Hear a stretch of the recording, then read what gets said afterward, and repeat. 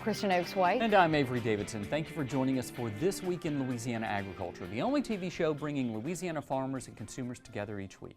Well, for a long time, Rayville has been known as the white gold capital of the South, of course referring to the cotton fields that cover that area. To have that title takes a lot of people to supply the farmers of that region with the cotton seed they need to plant their crops.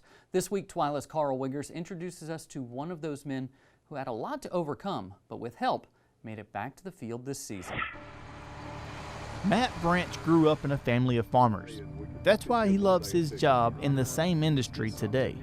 He says it's the people in agriculture that make him feel right at home. And then I also enjoy just, watching nature at work, watching crops grow and trying to understand, what we did right, what we did wrong. And, there's always room for improvement in agriculture every year. And that's some of the things that I just really enjoy about this industry. Riding through cotton fields like this is a totally normal day for Branch during cotton harvest. However, when Matt steps out of his truck, you learn that there's something that stands out.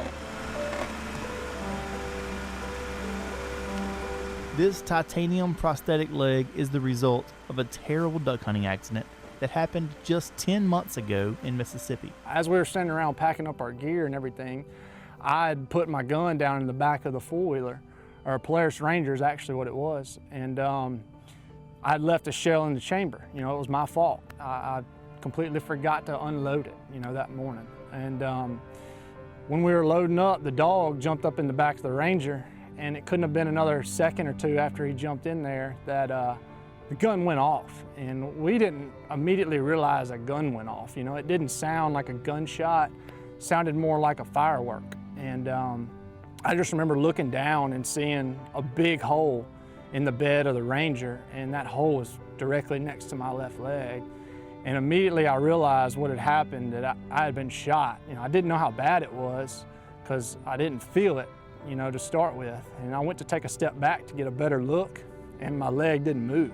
Branch's hunting buddies snapped into action, taking him to the highway to wait on the ambulance.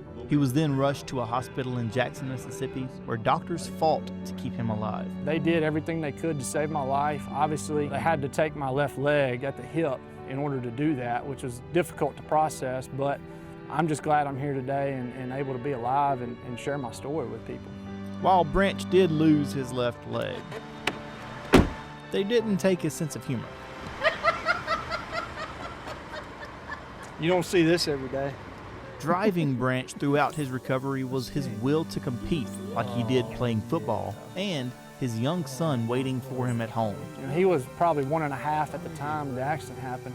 I didn't want my mistake to hold him back for his life, so I wanted to make sure that I could do everything in my power to get my strength up so we could go and do things that, I had always imagined us doing. With that why, Matt got to work recovering and learning to walk again on this new leg. After 53 days in the hospital and rehab, he came home on February 22nd. Matt was back working full-time on April 10th, less than 4 months after the accident that nearly ended his life. That to me has been the biggest takeaway from all this, just a better understanding of what's important in this life. And, being able to act on that and really, show the people that I care about that I love them. Branch now volunteers as a certified peer visitor with the Amputee Coalition, where he helps other amputees through the difficult journey of recovery. As far as duck hunting goes, he may not be down in a pit blind anytime soon, but he does plan to be back out in the field this season enjoying his favorite hobby. And you guys, one of the cool aspects of his whole story, which we've seen kind of lived out on Southern farming. I remember when it happened, everybody just kind of were sharing his story, they were sharing the GoFundMe, and seeing the way that the ag community came together, and he was blown away by it. And he wasn't surprised by it, but he was just overwhelmed with, gratitude towards the ag community doing what farmers do. I mean, that's just, they come and they help their own, they help, anybody that can be, and it was a cool aspect of this story. What I thought was interesting and really kind of grabbed me was it happened on December 28th. He was in a coma for 12 days, 12 right? days. So that means he missed New Year's. He was out one year and woke up the next. I mean, that's just kind of significant when you think of it that way. He was in an induced coma for 12 days. He had 13 surgeries. He got 320 units of blood. You know, and he's lucky to be alive. He's very lucky to be alive, and he fully acknowledges that. You know, he says he's got a whole new perspective on, you know, things that are important. I mean, as I'm sure anyone would, the things that are important, the people that are important, and it's pretty interesting. And I was very very happy, and I came away from just spending the day with him with a new perspective of like, man, life is very fragile, and it's pretty interesting. Well, you didn't talk about this in the story, I don't think, but you told me, you said, so he's a cottonseed salesman, he's a duck hunter, or he was. He still is. Okay, he sticks with it, and then he's one other thing. He is also a former LSU football player. He was a 4-year That's kind of a big athlete. deal. Yeah, he's 6'6". He's a big fella, and now he's got, you know, one of the longest, probably titanium legs out there. Wow. Because it was amputated right at the hip. So I mean, that's a lot of titanium on his from his hip down. But we're going to be learning a lot about that in the Louisiana Farm Life podcast, Yes. right? Yes, of course I had to sit down. You know, I'm a podcast guy. Yeah. So I had to sit down with him and, you know, get more details, because there's only so much you can get into a 3-minute story. So I got some really great, you know, interview with him, you know, where he tells way more detail about the story. And stay tuned to our podcast, because we'll talk about it all later. We'll tell you all about it in the TWILA After Show, too. All right, thank you very much, Carl Wiggers. Each year, the rice crop in Louisiana produces 2 harvests. Harvest of the second or ratoon crop is underway right now. And the yields have been underwhelming, to say the least. As TWILA's Neil Melanson tells us, after years of reduced yields and low prices in Louisiana, an average crop like this one is not good news. This crisp fall day is perfect for this rice harvesting. As this combine is making its way through the field in Vermilion Parish, the golden rice stands in contrast to the blue skies. A nearby ditch, though, reveals a problem. The rain that we've seen this season has affected this year's rice crop. Alan McLean Jr. says those golden rice heads aren't what they could be. So far, the yields are probably where they need to be, maybe a little lighter. It would also, any extra would also be very well needed with us. In Crowley, Farm Bureau's rice marketing specialist Mark Tall is working on the numbers for this season. What he's seeing so far for rice in Louisiana is disappointing. Well, it's having a major effect on our farmers. They're really going to be short financially. Without the help of assistance, it's going to be hard for these guys to make it. They are struggling as we speak. This is the ratoon, or second crop of rice being harvested this year south of Abbeville. McLean says the first round saw lower than expected yields as well.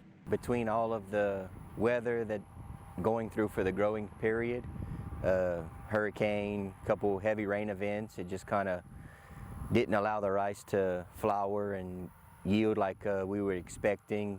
Everything was, I don't know, 10 to 20% off, maybe not that much, maybe a little more in some areas. Rice prices are higher than last year, but it's not enough to make up for the loss in yield farmers are already facing. McLean said he and other growers are already looking ahead to next year. Next year out of the rice crop, it'd probably be I mean, I'm not saying an abundant crop, but maybe give us a little breathing room in the crop where we can actually see good yields, we can see a good milling product, a good product. We always want to see higher prices, but I mean, if we can produce the best product we can, just give us all a little breathing room. It's a very tough market out there for us. In the meantime, the McLeans are just trying to keep their family farm running. Alan McLean Sr. has been in it 40 years and is hoping it'll be around for years to come. Rice farmers with significant market losses will qualify for the Price Loss Coverage Program, or PLC, under the new Farm Bill. However, the higher market prices this year means that the PLC will not offer much aid, even though those yields are down. McLean described the program as little more than a Band-Aid that might keep some farmers afloat. Guys, the real story here is when you go out to the McLean properties. Number one, it's not all their property. They're tenant farmers like many farmers in Louisiana. Right there from their fields, you can see those tall sugarcane plants growing on the fields nearby. it's not just that it's an average year for rice, it's that it's year after year of bad prices for rice, and a lot of those landowners are looking at the returns on sugar, and they're thinking, we need to make a change. And he said, McLean said, some are good, some landowners, they'll never grow any other crop other than rice on those lands, but the economics are starting to wear down. And so average, maybe even a good year might not be enough to bring them back up and may take some of that rice out of production. I was about to say, it also depends on soil types too, right? Well, I was going to say, I'm guessing too that when you talk about farmers doing rotations with crawfish will only bring you so far if you've got bad rice prices, right? That's right. Yeah. I mean, the economics almost this past year made crawfish a more valuable product than rice, and I mean, it was a necessity. It is a necessity. The McLeans also do grow crawfish out there, but it's just bad times for them. And that's what happens whenever you have outside markets really controlling the price you get. Thank you very much, Neil Melanson. Well, Avery, do you know where some rice would be good to eat in some gumbo as this weather cools off? I'm thinking my house. In a school cafeteria. Oh, that would be awesome. That would be awesome. And there's a chance Louisiana rice is already being served in schools around the state. If not, the annual Farm to School Conference in Baton Rouge could be where that valuable connection is made. Local food procurement is a big part of the event each year at the Pennington Biomedical Research Center's Conference Center. That's why you see tables like this one by Supreme Rice set up in the expo area. It's all about building connections between Louisiana food producers and school systems. Linda Danos is the Louisiana Farm Bureau Ag in the Classroom Coordinator. She says this farm to school movement is great for educating teachers and students about where their food comes from.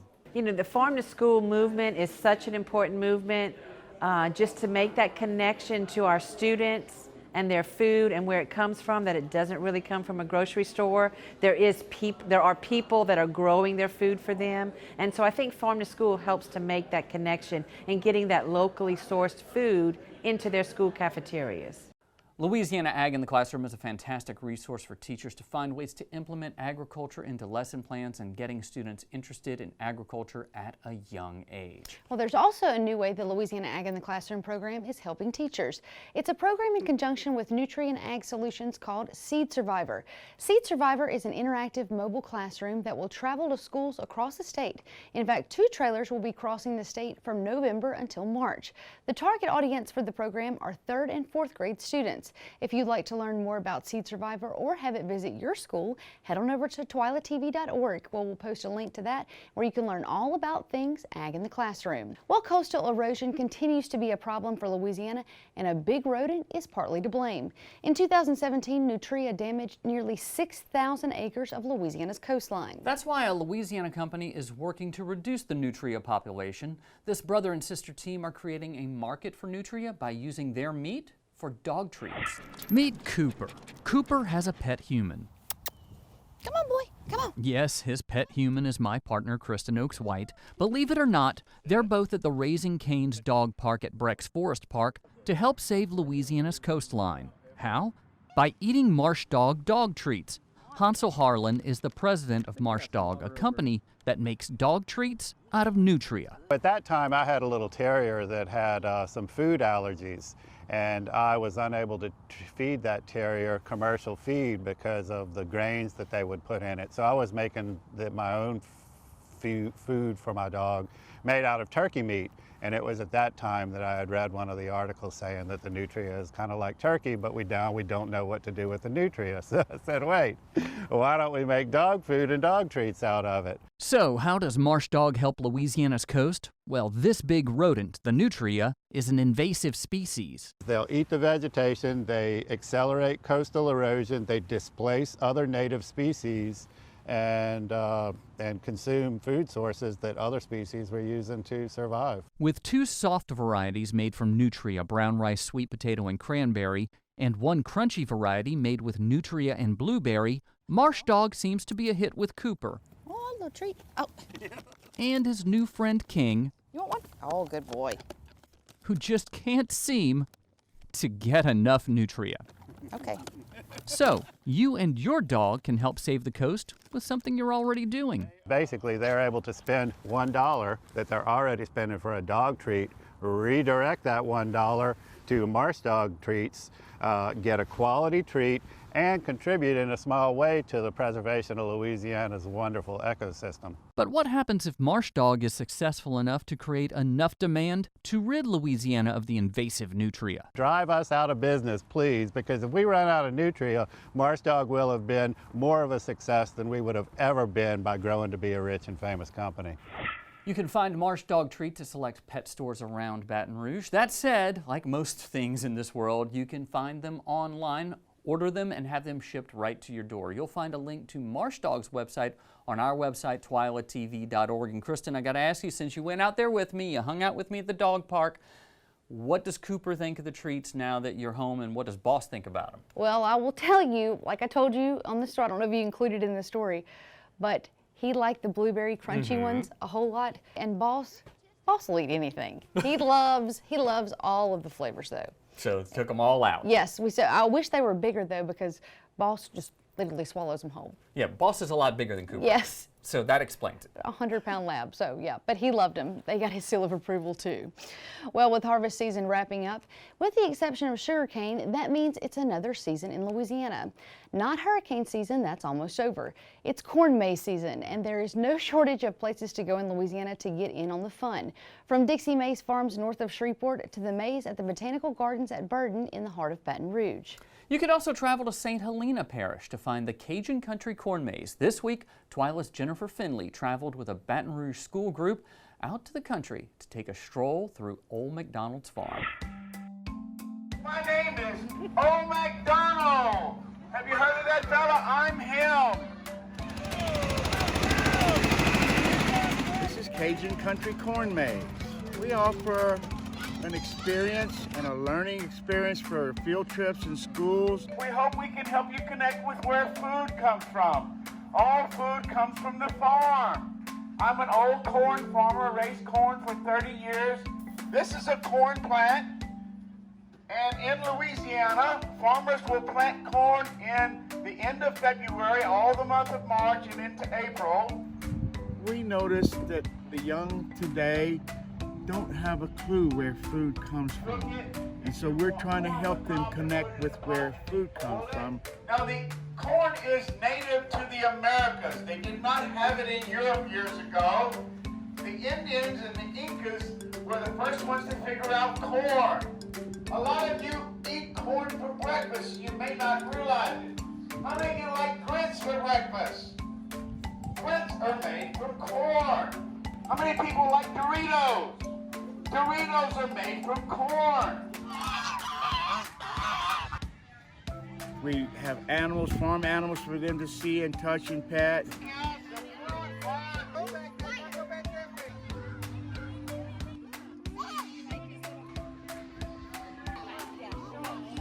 Plus the corn maze and going through the maze and trying to figure your way through. We're at Pine Grove, we're on Highway 16. We want you to come and see us. We'll make you smile and hop around like a cricket. That ride looks like it would be fun, but it would probably leave me feeling just a little queasy. Now, to learn more about the Cajun Country Corn Maze, head over to our website at TWILATV.org. Still to come on TWILA, if you know someone in ag who deserves to be recognized, we'll tell you how to make that happen. But first, cotton harvest is almost done in Louisiana. We'll get the story from LSU. Stay with us.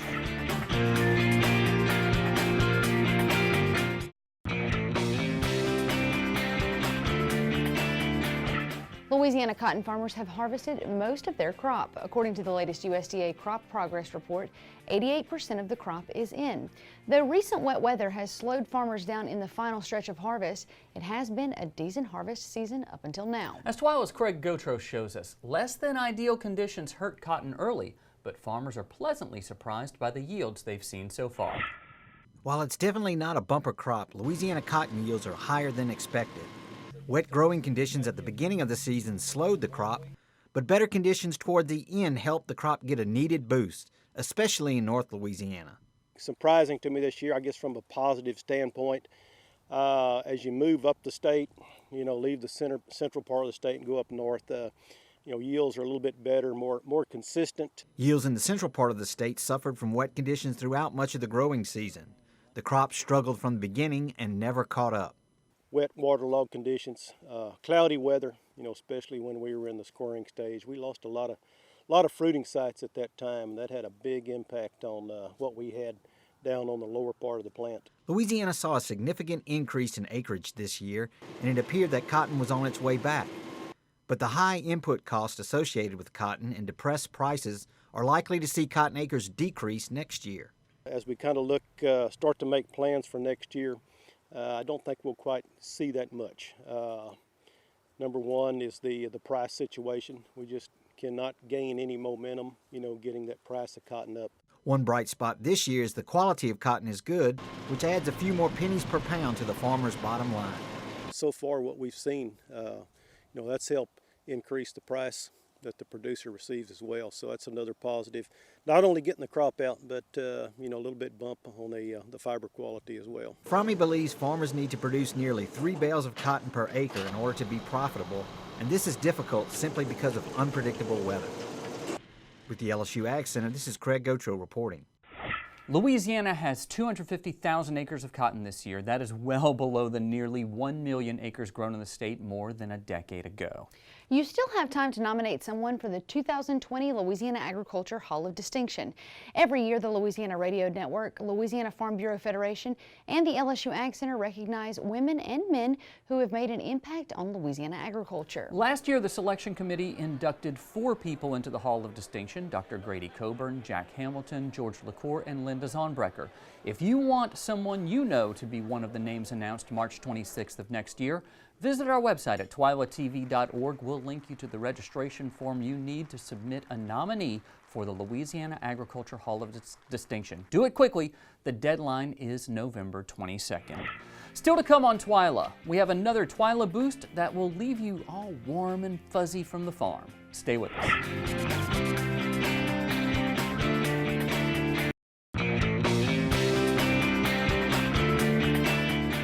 On our show, we've shown you countless stories about farmers reaching out to help their friends, neighbors, or even total strangers during difficult times. It's a story we've told before, even in this very show, and it's one I'm sure we'll continue to tell again and again because they're great stories. They are. And in this week's TWILA Boost, we have yet another example of the agricultural community coming together to help a neighbor in need.